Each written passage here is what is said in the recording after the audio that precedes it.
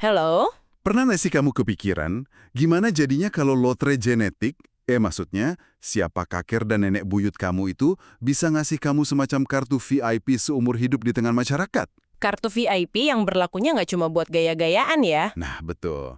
Kita nggak cuma bicara soal dihormati pas lagi jalan ke masjid atau ketemu tetangga. Kita bicara soal akses eksklusif ke uang, urusan siapa yang boleh kamu nikahi, bahkan sampai ke level legitimasi kekuasaan politik sebuah negara. Itu lompatan yang sangat besar dari sekedar silsilah keluarga. Banget. Makanya, di sesi bedah materi kita kali ini, kita akan membongkar sebuah pemikiran yang sangat spesifik dan kontroversial dari sebuah video YouTube di kanal The Mahdi Has Appeared. Judulnya, The Islamic Caste System Exposed. Membongkar sistem kasta Islam. Betul sekali. Pembicaranya Abdul Hashim melontarkan kritik frontal yang menantang pandangan tradisional soal garis keturunan para tokoh agama, atau yang sering kita dengar dengan sebutan Sayyid atau Syarif. Tapi sebelum kita masuk ke inti argumennya, ada satu catatan pembuka yang sangat esensial buat kamu yang sedang mendengarkan. Silakan, ini penting banget buat konteks kita. Materi yang kita bedah hari ini memuat klaim-klaim teologis, pembacaan sejarah, dan pandangan sektarian yang sangat kuat dan ekstrim. Narasi Hashim ini sangat kritis terhadap beberapa tokoh sejarah sentral.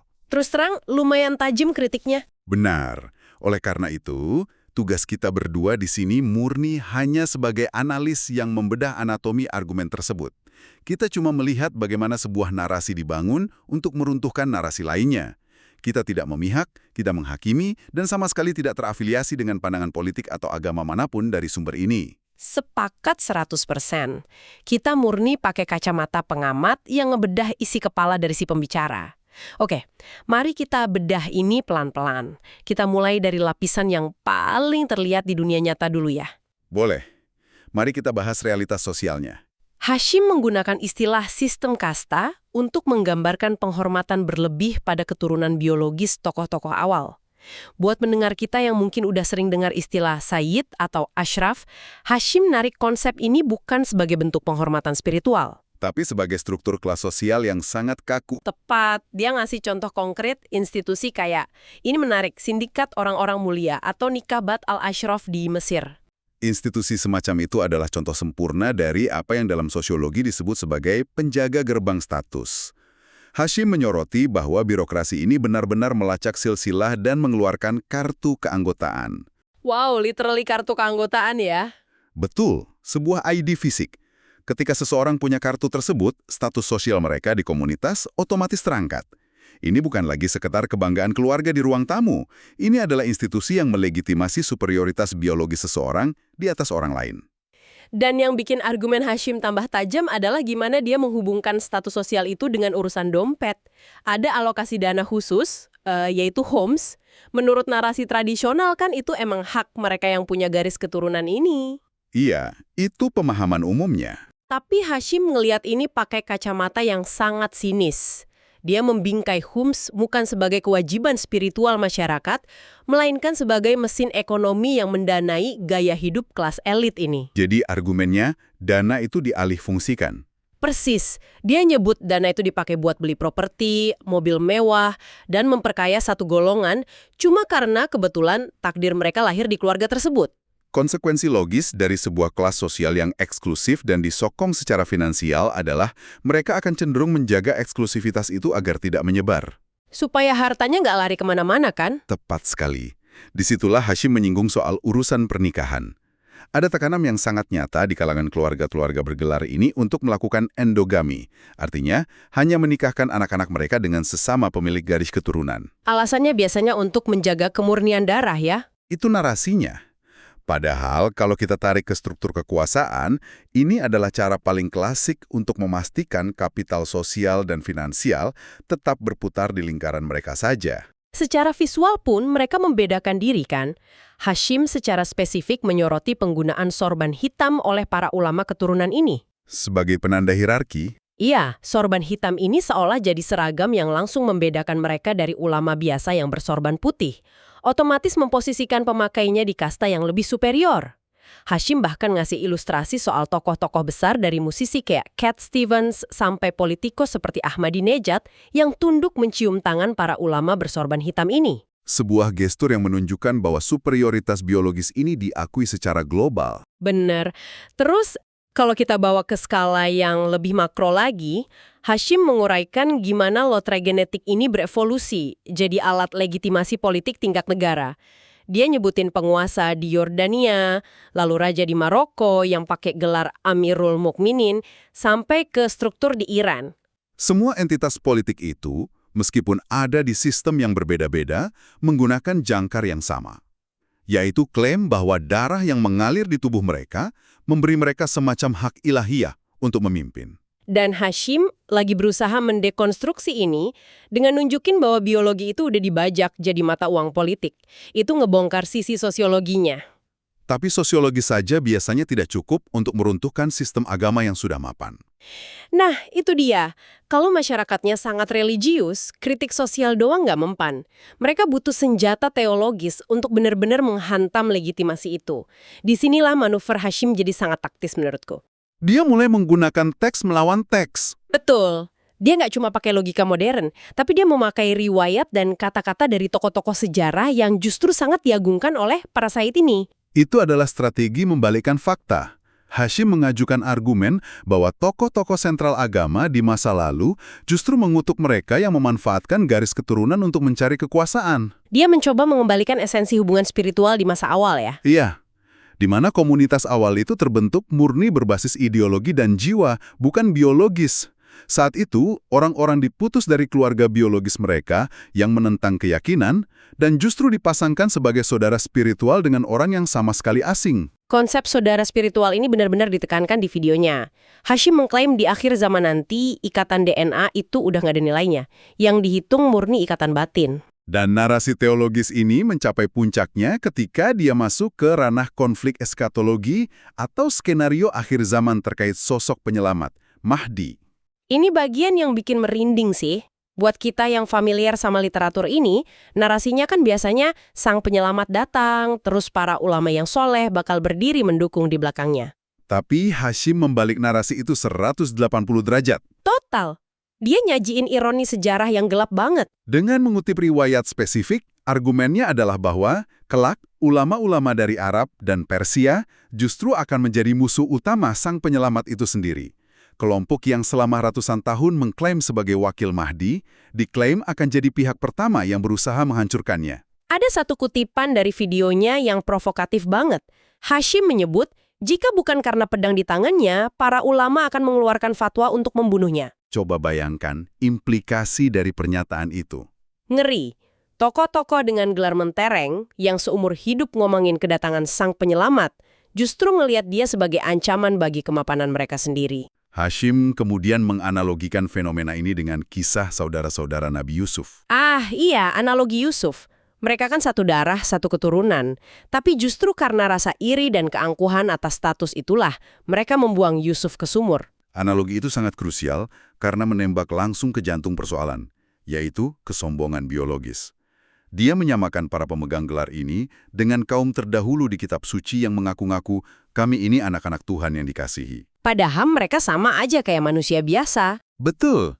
Argumen balik Hashim sangat fundamental. Kalau kalian memang anak emas berkat genetika, kenapa kalian tetap tunduk pada hukum alam dan dihukum kalau berbuat dosa? Ini cara Hashim melucuti aura kesucian mereka. Seolah rasa hormat itu hasil pencapaian spiritual, padahal murni kebetulan lahir. Oke, jadi logika, sosiologi, dan sejarah udah dipakai semua. Tapi gerakan yang ada di pinggiran seringkali narik pelatuk yang jauh lebih ekstrim kalau struktur kekuasaannya terlalu besar. Mereka beralih ke ranah esoterik dan mistis. Nah, disinilah pembahasannya jadi benar-benar menarik. Argumen Hashim bergeser radikal ngebahas wujud reinkarnasi atau perpindahan jiwa. Lompatan ke ranah esoterik ini berfungsi sebagai eskalasi dari kritik sosialnya. Dia tidak lagi cuma bilang elit ini korup. Dia mengklaim esensi spiritual mereka telah terdegradasi secara parah. Dia membedahnya lewat 4 konsep dalam bahasa Arab ya. Ya, ada 4 tahapan perwujudan jiwa yang menyimpang. Nask, mask, fakh, dan rask. Mari kita urai pelan-pelan supaya pendengar bisa ngikutin. Naskh itu ketika manusia bereinkarnasi menjadi manusia lain. Masuk akal. Tapi yang mulai absurd adalah level di bawahnya, yaitu maskh, di mana manusia berubah wujud jadi hewan. Dan hewan yang dipilih sebagai metafora sangatlah spesifik. Betul, dia nggak cuma bilang jadi hewan gitu aja. Kalau klaimnya garis keturunan nabi tapi kelakuannya palsu, mereka diibaratkan unggas, kayak burung merpati atau beo. Kenapa beo coba? Karena burung beo adalah hewan peliharaan yang pandai meniru ucapan manusia, tanpa pernah memahami makna dari apa yang diucapkannya. Wah, itu kritik yang nusuk banget. Sangat tajam.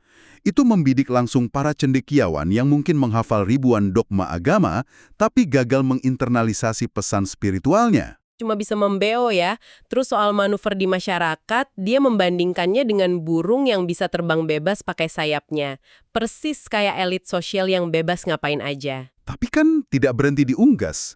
Hashim juga membawa metafora hewan air. Ikan mas dan ikan bunyi. Filosofinya karena ikan-ikan ini lincah, gesit, dan susah ditangkap kecuali dipancing pakai trik tertentu.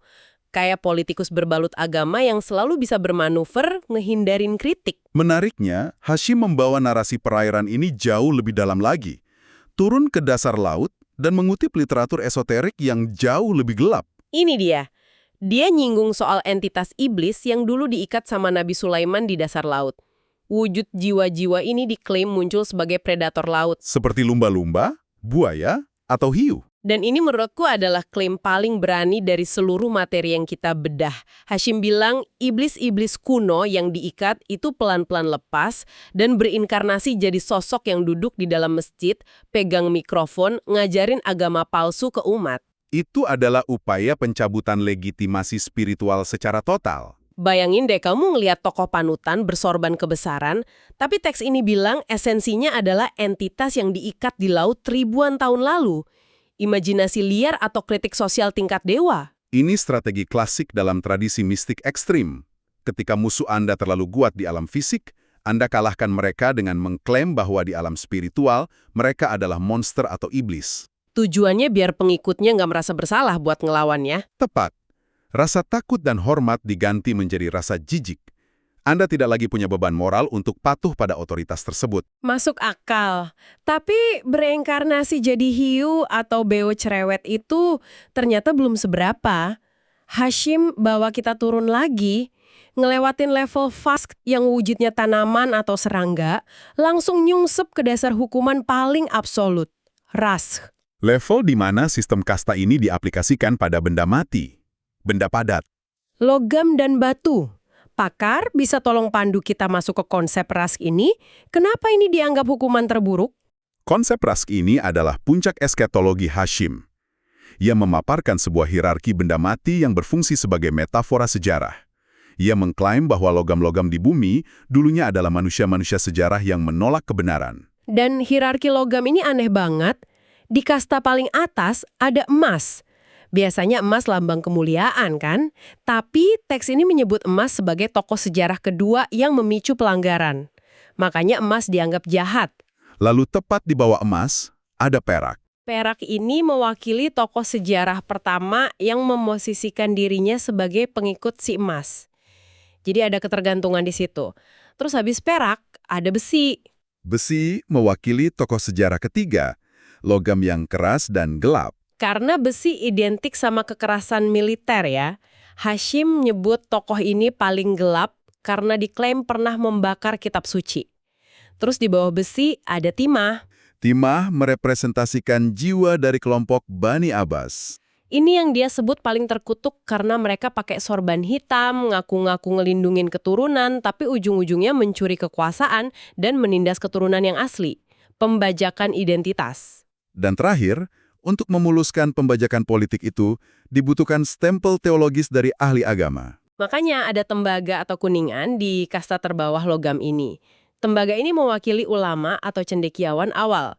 Dia nyebut nama kayak Malik dan Abu Hanifah, yang ngikutin penguasa-penguasa tiran di atasnya tadi, ngasih karpet merah buat penguasa zolim. Penjabaran hierarki logam ini pada dasarnya adalah peta sejarah. Tentang bagaimana otoritas spiritual direbut, lalu diubah menjadi mesin politik yang opresif. Dan sebagai penutup, Hashim ngasih peringatan keras buat cendekiawan zaman modern. Buat mereka yang suka banget nempelin gelar kebesaran kayak Ayatullah Agung atau tanda Tuhan di depan namanya. Kesimpulannya sangat radikal. Siapapun yang mencuri gelar suci ini demi status sosial, pada akhirnya akan dihukum menjadi bongkahan batu. Batu?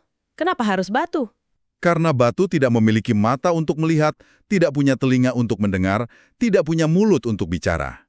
Hukuman Rosk adalah simbol pencabutan total seluruh panca indera. Wah, mereka yang semasa hidupnya gila hormat, suka sanjungan, dan nikmatin kartu VIP di masyarakat bakal ngehabisin keabadian jadi batu kerikil yang buta, tuli, dan mati rasa. Keadilan puitis yang brutal.